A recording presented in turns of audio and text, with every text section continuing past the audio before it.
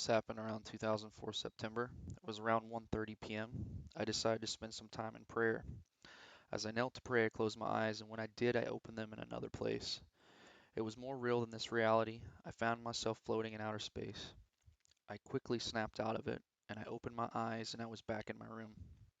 I didn't fully understand what was going on, but I had set this time aside to pray, so I continued. As I closed my eyes again for the second time, I opened them again in another place, and I was back in outer space, but this time I was looking at a blueprint. The blueprint quickly morphed from a 2D line drawing of an asteroid into a 3D image of a giant mountain-like rock. The asteroid was just like something you see in the movies. Very big, gray, lots of indentions and craters. I was very amused as I sat gazing at this floating object. It began to erupt in patches of fire and then was fully engulfed. I quickly snapped out of it and opened my eyes back in my room. I closed my eyes again.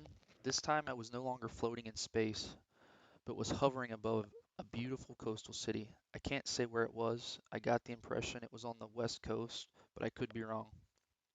I was at peace watching the sun sparkle and reflect off the water. My peace was short-lived as I was quickly interrupted when suddenly a wave like a tower the size of mountains, maybe 300 to 500 feet tall, rushed over the city.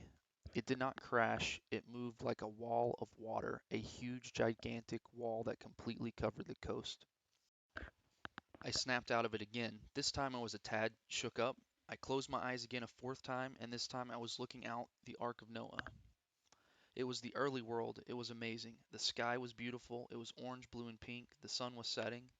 The landscape was lush green with big plants and trees. It looked prehistoric, like something you would see at a natural history museum portraying the Triassic period. I then looked down at the ramp of the ark and I saw Noah. He looked like a 50 to 60-year-old man in really good health. He was wearing a robe that looked like that of a Jedi Knight, like Obi-Wan Kenobi. He walked up the ramp, the door was shut, and I opened my eyes back in my room.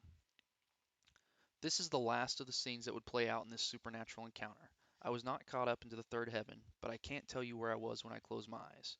I was not in my thoughts. I was gazing into another time and place. I feel an urgency to get this vision out.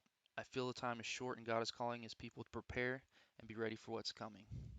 This is exciting times for those who will seek his face.